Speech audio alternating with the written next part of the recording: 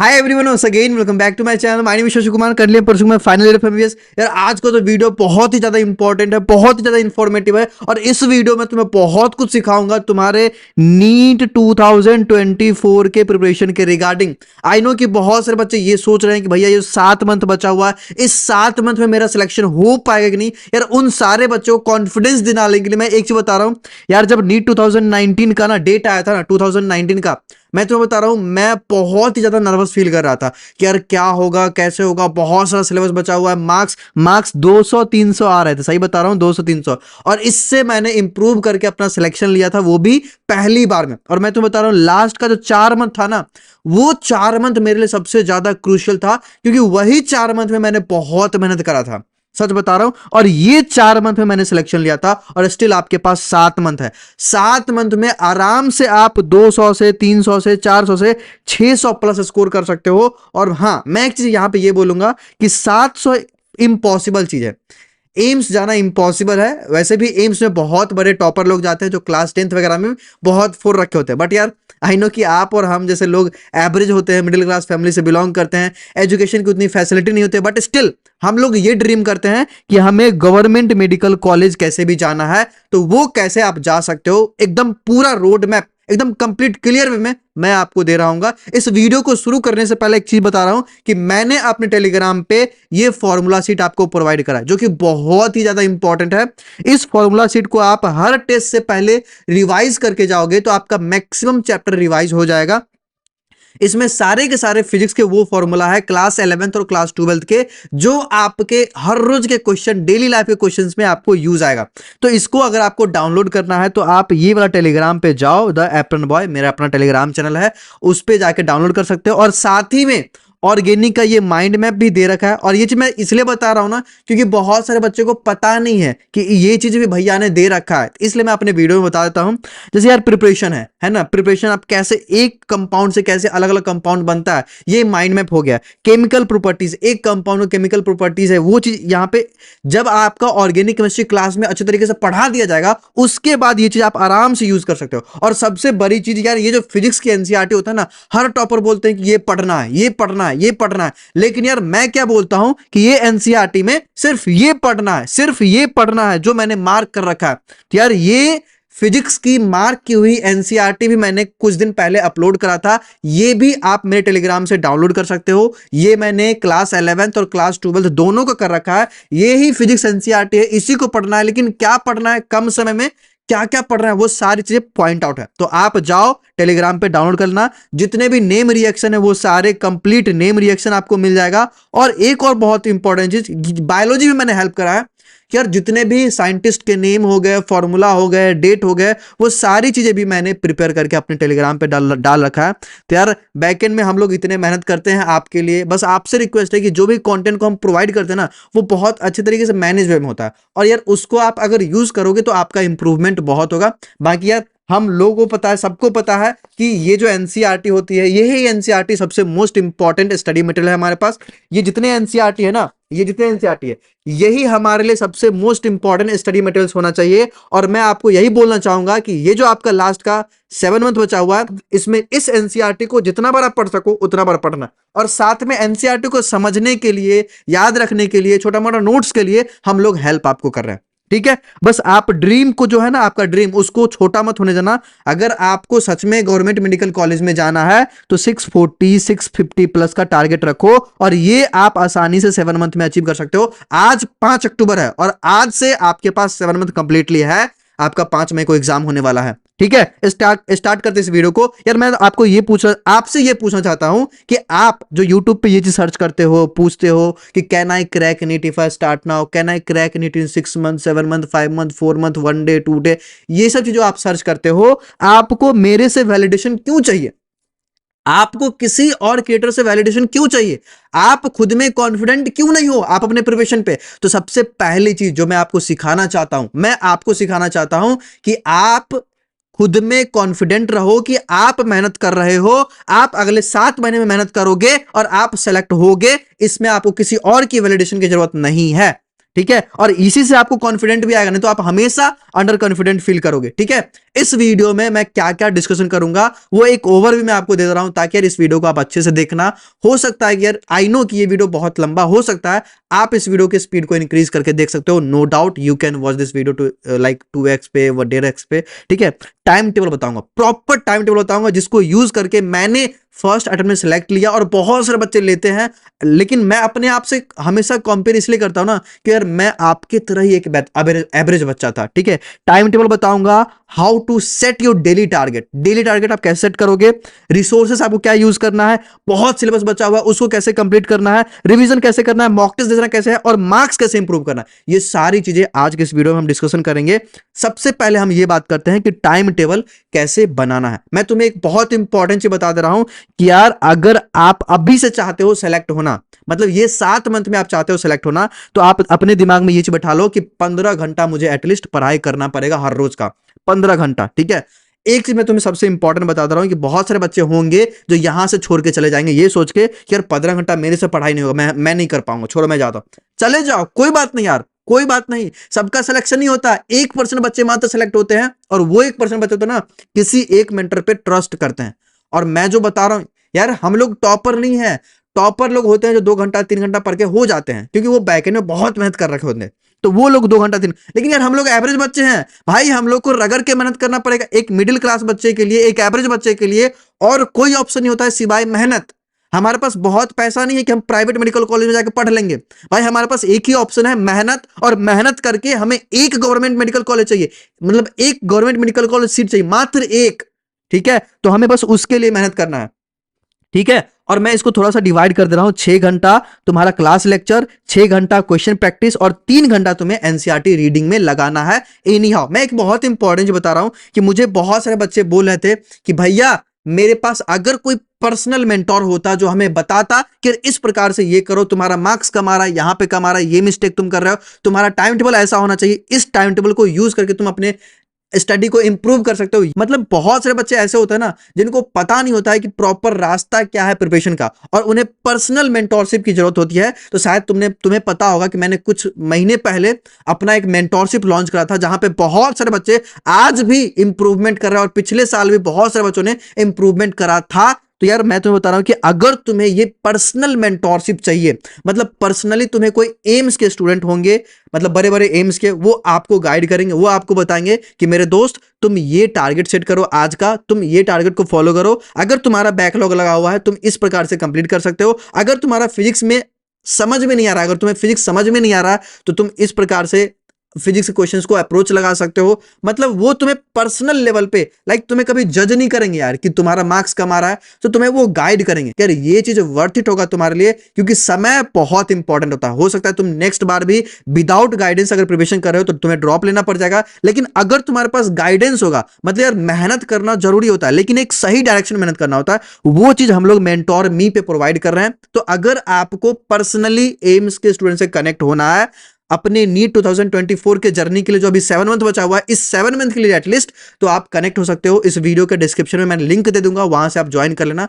And मैं हर एक बच्चे को बोल रहा हूं कि आप ज्वाइन हो जाओ, क्योंकि यार समय बहुत इंपॉर्टेंट है ना, एक बार जो समय चला जाता है वो दोबारा कभी नहीं आता है। खैर हम बात करते हैं टाइम टेबल पे।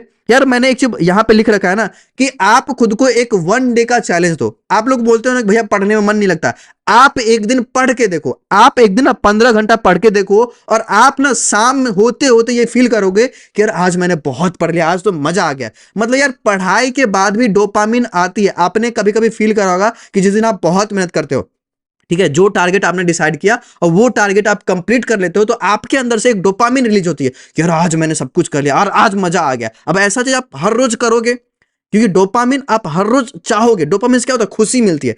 तो आप ना खुद को एक चैलेंज दो कि आज मुझे कैसे भी करके 15 घंटा पढ़ना है, कैसे भी करके, ठीक है। और देखना शाम होते होते तुम इतना काम कर लोगे ना, तुम्हें अच्छा फील होगा यार मैंने आज इतना कर लिया। तो एक चैलेंज आप मेरे तरफ से कमेंट सेक्शन में लिख के जाओ कि भैया ये चैलेंज को मैं एक्सेप्ट करता हूं और मैं आज 15 घंटा पढ़ के दिखाऊंगा, मुझे बताना, ठीक है। अब मैं तुम्हें ये बता रहा हूं कि आप डेली के टारगेट कैसे सेट कर सकते हो। ये टाइम टेबल होना चाहिए यार, ये टाइम टेबल होना चाहिए। इसको और बांटना है तो आप पर्सनल लेवल पे तोड़ो कि यार कब आपको फिजिक्स पढ़ने में आता है, कब बायोलॉजी और कब केमिस्ट्री। ठीक है, मैं अब तुम्हें ये बता रहा हूं, ये सबसे मोस्ट इंपॉर्टेंट है कि डेली का टारगेट आप कैसे सेट करोगे ताकि आप इफेक्टिवली सिलेबस को सही समय पे कंप्लीट कर पाओ और आपका मैक्सिमम चीज रिवाइज हो जाए, क्वेश्चन प्रैक्टिस हो जाए। तो आपको करना क्या है कि हर रोज का एक टारगेट रखो कि ये जो बायोलॉजी की एनसीईआरटी है, इस एनसीईआरटी का 30 पेज आपको हर रोज पढ़ना है। 30 पेज आपको हर रोज पढ़ना है। इसको भी आप डिवाइड कर लो कि 10 पेज सुबह में, 10 पेज इवनिंग में, 10 पेज रात में। 30 पेज लेकिन आपको पढ़ना है एनी हाउ, और उसको अच्छे तरीके से पढ़ना। ठीक है, 200 क्वेश्चन आपको हर रोज बायोलॉजी के सॉल्व करने हैं, क्वेश्चन बैंक से या फिर पीवाईक्यू से। 200 क्वेश्चन, ठीक है, हर रोज आपको सॉल्व करने हैं। और 100 क्वेश्चन आपको केमिस्ट्री में सॉल्व करना है और 100 से 80 क्वेश्चन आपको फिजिक्स में सॉल्व करना है। देखो, फिजिक्स में जब आप क्वेश्चन सॉल्व करते हो तो दो चीज आप कर सकते हो, या तो आप क्वेश्चन बैंक यूज कर लो, पीवाईक्यूज यूज कर लो, केमिस्ट्री में भी वो चीज आप कर सकते हो। लेकिन मैं आपको अपना दोस्त मान के ये बता रहा हूं कि आप एनसीईआरटी केमिस्ट्री का क्वेश्चन जरूर सॉल्व करना। ये 7 मंथ में मुझे भी बताया गया था और इसीलिए मेरा 165 नंबर आया था, क्योंकि मैंने एनसीईआरटी सॉल्व करा था एक एक क्वेश्चन। ठीक है, तो वो चीज आप जरूर करना। अगर आपके पास कोई बुक नहीं है तो आप मॉड्यूल्स वगैरह सॉल्व कर सकते हो। ठीक है, दूसरी चीज मैं बता रहा हूं कि एक आदत डालो कि आज से हर रोज मुझे इवनिंग में, दोपहर में, कभी भी टाइम निकाल के, 1 घंटा टाइम निकाल के इनऑर्गेनिक केमिस्ट्री का या फिर ऑर्गेनिक केमिस्ट्री का 4 पेज मुझे एनसीईआरटी से पढ़ना है। क्योंकि केमिस्ट्री में एनसीईआरटी पढ़ना मेरे मित्र बहुत इंपॉर्टेंट है। मैंने पिछली बार बताया था एनसीईआरटी से क्वेश्चन आया है, मुझे बताओ हाँ या ना, आया है ना? तो यार तुम्हें एनसीईआरटी पढ़ना बहुत जरूरी है। 4 चैप्टर का टारगेट रखना अभी से, आराम से सिलेबस खत्म हो जाएगा। बिल्कुल तुम्हें घबराने की जरूरत नहीं है, आराम से हो जाएगा, बहुत अच्छे तरीके से कर लोगे। हो गया ये। और 30 मिनट हर रोज का, देखो तुमने बहुत पढ़ा पूरे दिन में, अब वो याद हुआ या नहीं इस चीज को चेक करने के लिए 30 मिनट के लिए आपको हर रोज रिकॉल करना है। Like recite, recall, remember, recite, recall, remember, कुछ ऐसा करो जो आपका टेम्पोररी मेमोरी परमानेंट मेमोरी में स्टोर हो जाए। ठीक है, तो इसके लिए आपको हर रोज ये सोने से पहले 30 मिनट कर लेना। अब ये चीज आपको हर रोज करना। मैं तुम्हें सुबह का एक चीज बता रहा हूं कि सुबह में ना आप क्या करना कि एक चैप्टर बायोलॉजी का पढ़ना, मतलब भाई 10 पेज आप बायोलॉजी का पढ़ना और 50 क्वेश्चन फिजिक्स में सॉल्व करना। इससे क्या होगा ना, तुम्हारा पूरा दिन इफेक्टिवली यूज होगा। क्योंकि अगर आप फिजिक्स के क्वेश्चन सॉल्व करते हो तुम्हारा दिमाग यहां पे शार्प होता है, और ये चीज अगर करोगे तो बहुत हेल्प हो जाएगा, है ना? तो मैंने तुम्हें थोड़ा सा टारगेट बता दिया, थोड़ा सा स्ट्रेटेजी बता दिया कि तुम्हें करना क्या है। अब मैं तुम्हें बता रहा हूं कि तुम्हें रिसोर्सेस क्या क्या होनी चाहिए, क्या क्या यूज करोगे इस समय में। देखो सुनो, टॉपर ना हमेशा प्रेफर करते हैं यही एनसीईआरटी प्रेफर करते हैं, टॉपर का चॉइस है। तुम्हें सबसे पहला फोकस एनसीईआरटी पे करना पड़ेगा, क्योंकि तुम्हारे पास समय नहीं है मल्टीपल रिसोर्सेज को पढ़ने के लिए। तो एनसीईआरटी हो गया पहली चीज। थ्योरी के लिए एनसीईआरटी ही पढ़ना होता है यार, एनसीईआरटी हो गया और तुम्हारा क्लास का नोट्स। ठीक है, क्वेश्चन सॉल्व करने के लिए क्वेश्चन बैंक अगर तुम पूछते हो मेरे से तो मैं तुम्हें बता रहा हूं, फिजिक्स में डीसी पांडे सबसे बेस्ट, बायोलॉजी में एमटीजी पब्लिकेशन का फिंगरप्रिंट सबसे बेस्ट, एनसीईआरटी पंच भी हो सकता है। मॉड्यूल आप पढ़ सकते हो, किसी का मॉड्यूल आप अच्छे तरीके से उसको यूज करो, उसको क्वेश्चन बैंक सॉल्व करने के लिए यूज करो, और फिजिक्स के थ्योरी पढ़ने के लिए भी यूज कर सकते हो। अगर डीसी पांडे है तो फिर तो कोई जरूरत ही नहीं किसी किताब का। लेकिन अगर डीसी पांडे नहीं है तो आप मॉड्यूल यूज कर सकते हो थ्योरी पढ़ने के लिए बहुत सारे चैप्टर्स का। ठीक है, शॉर्ट नोट्स, क्लास नोट्स, ठीक है, ये चीज भी आपको बहुत हेल्प करेगा रिवीजन वगैरह करने में। तो ये मान के चलो ना, यही रिसोर्सेस है जिसको आपको अभी से लेके 7 मंथ तक फॉलो करना। बाकी मैंने भी जो टेलीग्राम पे दिया यार, ये सभी बहुत मेहनत से मैंने बनाया, तो ये सभी यूज कर सकते हो अपना और इफेक्टिव प्रिपरेशन करने के लिए। ठीक है, बस सोचो कि यार मैं जो कर रहा हूं सबसे बेस्ट कर रहा हूं, खुद पे विश्वास रखो और किसी और से वैलिडेशन तुम्हें नहीं चाहिए। यूनिडायरेक्शनल माइंडसेट रख के प्रिपरेशन करो। ठीक है, अगर आप ड्रॉपर हो तो तुम्हें कुछ काम मैं दे रहा हूं, वो काम को कर लेना ये 2 से 3 दिन में, ताकि तुम्हारा आगे का प्रिपरेशन बहुत अच्छा हो जाए। करना क्या है कि जो आपने 2023 का पेपर अटेम्प्ट करा था, उस पेपर में तुम्हें कितना नंबर आया, सब्जेक्ट वाइज मार्क्स लिखना, और मार्क्स कम क्यों आया अब उसका रीजन तुम्हें फाइंड आउट करना है। यहां से उसी पे काम करना है तुम्हें अपना कमियां ढूंढना है अपने 2023 के पेपर से, कि टाइम मैनेजमेंट हो सकता है, लैक ऑफ क्वेश्चन प्रैक्टिस हो सकता है, lack of recalling power lack हो सकता है, एग्जामिनेशन स्ट्रेस में भी हो क्या होगा जिसके वजह से तुम्हारा पेपर खराब गया, निगेटिव बहुत करके आए होगे जिसकी वजह से तुम्हारा पेपर खराब गया, या फिर हो सकता है कि तुम्हारा कॉन्फिडेंस ही नहीं था, मतलब तुमने बहुत पढ़ लिया बट स्टिल सेल्फ कॉन्फिडेंस ना होने की वजह से तुम्हारा पेपर खराब हो गया। अब इसमें से तुम्हें रीजन फाइंड आउट करना है कि क्या रीजन था जिससे तुम्हारा पेपर खराब हुआ। अब इसी रीजन पे तुम्हें अगले हर एक मॉक टेस्ट में काम करनी है, और ये चीज तुम मुझे कमेंट में प्रॉमिस करके जाओ कि भैया मैं करूंगा। देखो यार, सिलेक्शन ना आराम से हो जाते हैं, नीट में सिलेक्ट होना बहुत आसान काम है। अगर आप गलतियों पे काम कर लेते हो ना, तो आप आसानी से नीट में सिलेक्ट हो सकते हो। सच बता रहा हूं, अगर आप अपनी गलतियों पे काम करते जाते हो। मुझे बच्चे बोलते हैं कि भैया मॉक टेस्ट में मुझे 300 नंबर आ रहा है। मैं बोलता हूं क्यों 300 नंबर आ रहा है? वो 300 नंबर से 400 कैसे होगा, 400 450 कैसे होगा, ये इंप्रूवमेंट कैसे होगा? आप अपनी मिस्टेक पे काम करोगे तब, रिवीजन करके जाओगे तब। तुम्हें इफर्ट खुद लगाना पड़ेगा, तुम्हें इफर्ट खुद लगाना पड़ेगा। टीचर बताएंगे, हम बताएंगे, मेहनत तुम्हें करना पड़ेगा। ये हमेशा याद रखना, ठीक है? मैं अब तुम्हें बता रहा हूं कि एक मेरा पर्सनल सजेशन है, ठीक है? पर्सनल सजेशन है कि पहले बेसिक पे काम करो। मैंने ऐसा इसलिए बोला, मतलब अगर आपको साइकिल चलाना नहीं आता है तो आप कार मत चलाओ। कार चलाने का मतलब यह है कि अगर आपको बेसिक नहीं आता है, बेसिक चीजें नहीं आता है, तो आप हाई लेवल क्वेश्चन मत सॉल्व करो। इससे क्या होगा, आप तो कुछ सीख नहीं पाओगे, उल्टा आपके दिमाग में स्ट्रेस आएगा। आप सोचोगे कि यार मेरे से होता ही नहीं, मेरे से फिजिक्स बनता ही नहीं। पहले आप बेसिक सीखो ना यार। नीट में बेसिक आते हैं, एनसीईआरटी बेस्ड क्वेश्चन आते हैं, एडवांस लेवल क्वेश्चन नहीं आते हैं। तो तुम बेसिक सीखो ना। बेसिक कैसे सीखोगे? सॉल्व एग्जांपल सॉल्व करो, सॉल्यूशन वाला क्वेश्चन सॉल्व करो, वहां सीखो, दोस्त से पूछो, टीचर से पूछो, वो आपको सिखा देंगे बेसिक। आप अपने क्लास नोट्स में भी अगर देखोगे ना, तो एकदम बेसिक लेवल से क्वेश्चंस करवाया जाता है, ठीक है? तब जाके एडवांस पे ले जाया जाता है। तो आप अगर क्लास में भी फोकस करके क्वेश्चन सॉल्व करोगे ना, तो वहां से भी आप ये चीज सीख सकते हो। तो पहले बेसिक पे काम करो। फिजिक्स में वेक्टर सीखो, इंटीग्रेशन सीखो, काइनेमेटिक्स सीखो, लॉज ऑफ मोशन सीखो, इन और केमिस्ट्री में आप मोल कॉन्सेप्ट सीखो, ऑर्गेनिक में आप सीखो कि नोमेनक्लेचर कैसे होता है, बेसिक जीओसी सीखो। मतलब बेसिक तुम्हारा क्लियर होना बहुत जरूरी है एनी हाउ, नहीं तो आप नीट में अच्छा परफॉर्म नहीं कर पाओगे। क्योंकि नीट में 80% क्वेश्चन ना बेसिक कॉन्सेप्ट पे होते हैं और पीवाईक्यूज पे होते हैं। ये जी मैं ऑनेस्टली बता रहा हूं, 80% क्वेश्चन बेसिक कॉन्सेप्ट और पीवाईक्यूज पे बेस्ड होते हैं, ठीक है? मैं आप बता रहा हूं कि अगर आपका सिलेबस बहुत है, मतलब ह्यूज सिलेबस है और अभी तक कंप्लीट नहीं हुआ, तो उसके लिए मैं क्या करूं? देखो ऑनेस्टली बता रहा हूं, अगर बैकलॉग बहुत ज्यादा लगा हुआ है तो उसके लिए आप क्या कर सकते हो, आप वन शॉट वीडियो देख लो। अगर चैप्टर बहुत छोटा छोटा, जैसे ईएम वेव हो गया, है ना, बायोटेक्नोलॉजी हो गया, माइक्रो ऑर्गेनिज्म हो गया, है ना, केमिस्ट्री एवरी लाइफ हो गया, ये सब छोटे छोटे चैप्टर्स है। इसका आप वन शॉट आराम से देख सकते हो। यूनिट एंड डायमेंशन हो गया, मेजरमेंट हो गया, है ना, तो ये सब चैप्टर का आप वन शॉट देख सकते हो। वन शॉट देखने के बाद नोट्स बना लेना, नोट्स बनाने के बाद क्वेश्चन प्रैक्टिस करना। वो तो आप या फिर डीपीपी से कर सकते हो, या फिर किसी क्वेश्चन बैंक से 100 क्वेश्चन पहले प्रैक्टिस करना। 100 क्वेश्चन बनाने के बाद देखना कि तुमसे पीवाईक्यू बन रहा है कि नहीं उस चैप्टर के। अगर पीवाईक्यू बन गया, मतलब हो गया तुम्हारा प्रिपरेशन, अब बस उसको बार बार रिवाइज करते रहना।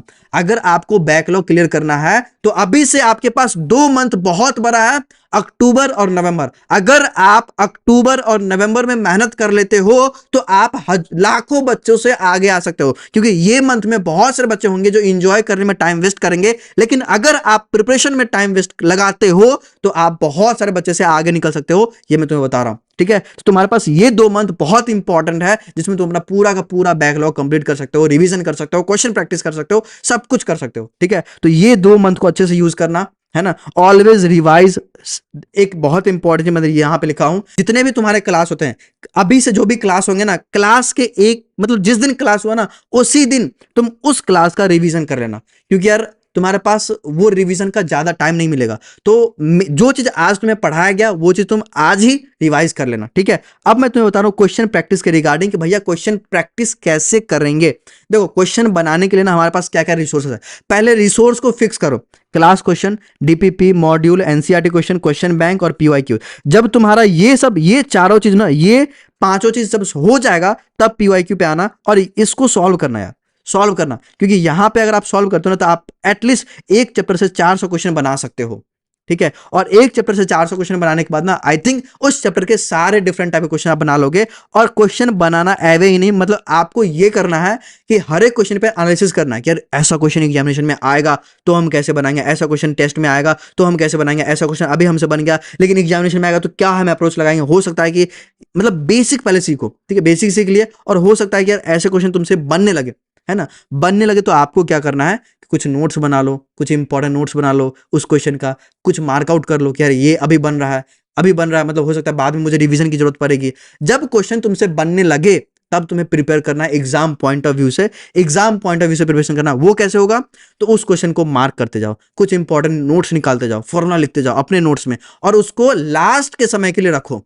ठीक है, तो ये चीज तुम्हें करना है। और मैंने तो बताया ना कि सॉल्व एग्जांपल सॉल्व करो। सॉल्व एग्जांपल सॉल्व करने से क्या होगा ना, तुम्हारा कॉन्फिडेंस बहुत बूस्ट होगा। तुम्हें पता चलेगा कि क्वेश्चन कैसे सॉल्व किया जाता है, तुम्हें पता चलेगा क्वेश्चन में अप्रोच कैसे लगाया जाता है। एक बहुत इंपॉर्टेंट चीज मैं बता रहा हूं कि यार अपना खुद का अभी से 7 मंथ के लिए, 7 मंथ के लिए जिस्ता वाला पेपर आता है, जिस्ता वाला, उसमें क्या करना, अपना नोट्स बनाना, शॉर्ट नोट्स। ठीक है, शॉर्ट नोट्स, ये शॉर्ट नोट्स होगा ना तुम्हारा खुद का होगा। और वो कैसे तुम बनाओगे, जब भी तुम कोई बुक पढ़ोगे ना, बुक पढ़ते समय क्या होगा, तुम्हें बहुत चीज इंपॉर्टेंट पॉइंट्स दिखेगा। ठीक है, बुक पढ़ते समय बहुत सारी चीजें इंपॉर्टेंट पॉइंट्स दिखेगा, वो इंपॉर्टेंट पॉइंट्स को तुम अपने नोट्स में लिख सकते हो। मॉक टेस्ट देने के बाद तुम बहुत सारा पॉइंट्स ढूंढोगे जो तुम्हें नहीं पता होगा, वो पॉइंट्स लिख सकते हो। क्वेश्चन प्रैक्टिस करते समय क्लास का नोट से, मॉड्यूल से, ये सारे चीजों से ना बहुत सारा पॉइंट तुम्हें मिलेगा जो तुम अपने उस नोट्स में नोट डाउन कर लेना और उसको बार बार रिवाइज करते रहना। ठीक है, अब लास्ट में तुम्हें एक चीज बता रहा हूं ना, लास्ट है रिवीजन बहुत जरूरी है। रिवीजन बहुत जरूरी है, ये जो तुम्हें पता होगा, लेकिन मैं तुम्हें एक चीज बता रहा हूं कि रेगुलर रिवीजन बहुत जरूरी है।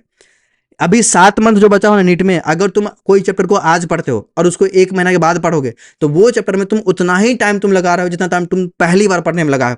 तो उसके लिए तुम्हें करना क्या है, रेगुलर रिवीजन। मेरे मित्र, रेगुलर रिवीजन, आई थिंक जिस लेवल का हम चीजें तुम्हें बता रहे हैं यार, उसको अगर तुम फॉलो कर लोगे ना, तुम 600 नहीं, 650 नहीं, 670-80 मार्क्स स्कोर कर सकते हो। रेगुलर रिवीजन तुम्हें करनी है। मतलब जो चैप्टर को तुम आज पढ़े हो, आज एक टारगेट रखना कि जो चैप्टर को तुम आज पढ़े हो ना, उसको अगले 3 दिन के बाद हमें रिवाइज करने हैं। अगले 3 दिन के बाद हमें रिवाइज करना है। और ये चीज तुम फिजिक्स, केमिस्ट्री, बायोलॉजी तीनों में करना है, अगले 3 दिन के बाद रिवाइज करनी है। ठीक है, और जब भी आप पढ़ते हो तो रिवीजन के टाइम को घटाना। मतलब बायोलॉजी के आप किसी चैप्टर को आज पढ़े हो, उसको पढ़ने में आपको 1 घंटा लगा, अब आपको क्या करना है, उसको पढ़ने में 45 मिनट लगाना है, उसको पढ़ने में फिर आधा घंटा लगाना है। आपको करना क्या है कि जब भी आप दोबारा बार पढ़ते हो ना, तो आप वो सारे पॉइंट को पहले देख लो जो आपने मार्क कर रखा है, जो आपको लगता है ये इंपॉर्टेंट है, जो आपको लगता है बार बार भूल रहे हो, उसको आप देख लो। हो सकता है उतना ही पॉइंट पढ़ने के बाद आपको कॉन्फिडेंस आएगा। और रिवीजन मतलब क्या होता है, दोबारा देखना, मतलब दोबारा देख लिए और बीच बीच में ना ये भी करते रहना कि उस चैप्टर को थोड़ा डीपली पढ़ते हैं। कभी कभी डीपली पढ़ना, पॉइंट्स को ढूंढना कि यार कुछ नया ढूंढना है आज, तो उस प्रकार से भी आप कभी कभी पढ़ना, लेकिन रिवीजन आपका रेगुलर होना चाहिए। ठीक है, एक वर्क चार्ट आप बना सकते हो, मैंने पिछले वीडियो में बताया था इसके लिए कि आप यहां पे चैप्टर का नाम लिखना, चैप्टर का नाम लिखना। ठीक है, चैप्टर का नाम लिखे, मॉलिक्यूलर बेसिस ऑफ जेनेटिक्स लिखे, और उसके बाद आप कितना बार रिवाइज किए उतना बार आप टिक मारते जाओ। ये चीज आपको बहुत हेल्प करेगा एक कंसिस्टेंसी मेंटेन करने में। क्वेश्चन आपने कितना प्रैक्टिस करा, 50 करा, लिख दो 50, 40 करा, लिख दो 40, और लास्ट में एक रिमार्क दे दो कि ये चैप्टर मेरा प्रिपेयर हो गया, मतलब ये वीक था अब स्ट्रांग हो गया। ठीक है, इस प्रकार से आपको करना है। और सबसे मोस्ट इंपॉर्टेंट बता रहा हूं, don't miss any test even if your preparation is very low. अब यहां पे मैं थोड़ा सा मॉक टेस्ट का इंपॉर्टेंस बता दे रहा हूं कि आपको अभी करना क्या है कि हर 15 दिन पे एक मॉक टेस्ट देना है, पार्ट, एक मॉक टेस्ट देना पार्ट वाला, चैप्टर वाइज करके, हर 15 दिन पे। ठीक है, और उसके बाद जब 2 महीना बचेगा वहां पे आप फुल टेस्ट देना। एक बार जब सिलेबस कंप्लीट हो जाएगा ना, उसके बाद जब कॉन्फिडेंस आ जाएगा ना, तो आप कुछ भी करना, लेकिन पहले सिलेबस कंप्लीट करो और साथ में टेस्ट वगैरह देते रहो। ठीक है, revise before and after every mock test.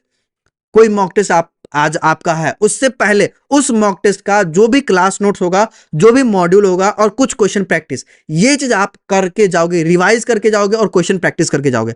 और जब आप मॉक टेस्ट दे के आओगे, तो जो मिस्टेक की हो, मिस्टेक की एनालिसिस नोट्स बनाना है, मिस्टेक की एनालिसिस करना है, वो करने के बाद आपका एक तरीके से पेपर आपका हो गया। मतलब यार अगर आप 200 क्वेश्चन सॉल्व करो ना अपने मॉक टेस्ट में, तो वो 200 के 200 क्वेश्चन का सॉल्यूशन आपको पता होना चाहिए एनी हाउ। वो 200 के 200 क्वेश्चन आपको एनसीईआरटी में दिखनी चाहिए कि एनसीईआरटी से यहां से उठाया गया, ये आउट ऑफ एनसीईआरटी है, कोई बात नहीं, लेकिन 200 क्वेश्चन का आपके पास एनालिसिस होनी चाहिए। ठीक है, ये चीज आपको करना है। और my personal strategy for mock test मैंने खुद बताया कि revise complete notes before each mock test, solving extra question from module, कुछ क्वेश्चन आप एक्स्ट्रा सॉल्व करके जाओ, और mistake analysis after each and every mock test, पहले भी बिफोर मॉक टेस्ट और आफ्टर मॉक टेस्ट, मतलब ये पिछले टेस्ट का करके जाना। ठीक है, आई थिंक यार जो चीज मैंने तुम्हें बताया ना, ये एकदम क्वालिटी कंटेंट आपको मैंने दिया है। मतलब जो बातें बताया तुम्हें, अगर तुम इसको ब्लाइंडली फॉलो कर ले तो अगले 7 महीने तक तुम्हारा नीट में कोई सिलेक्शन रोक नहीं सकता। बाकी मैं तुम्हें पर्सनली गाइड करूंगा, अपना डेली टारगेट्स प्रोवाइड करूंगा।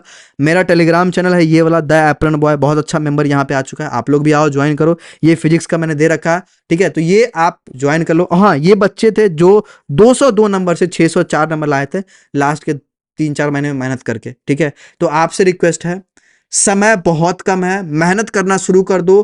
कोई तुम्हारे साथ नहीं होगा अगर तुम एग्जाम में सिलेक्ट नहीं होगे। तुम्हारे अपने पेरेंट्स भी होंगे ना, वो भी तुम्हें फिर ताना देने लगेंगे। जो आज प्यार से बात कर रहे हैं वो भी ताना देने लगेंगे कि इतना पैसा खर्च किया, इतना भेजा वहां बाहर, बट फिर भी कुछ नहीं हुआ। इसलिए यार समय अभी है, 7 मंथ बहुत होता है, बहुत होता है सेलेक्ट होने के लिए, और आराम से हो सकते हो, ठीक है। तुम्हारे हाथ में, मैंने बताया, बस ये चीज फॉलो करना, ठीक है। Thank you so much for watching this video. इस चैनल पे पहली बार आए हो तो मेक श्योर कि चैनल को सब्सक्राइब कर लो, क्योंकि ऐसा कंटेंट तुम्हें कहीं नहीं मिलेगा।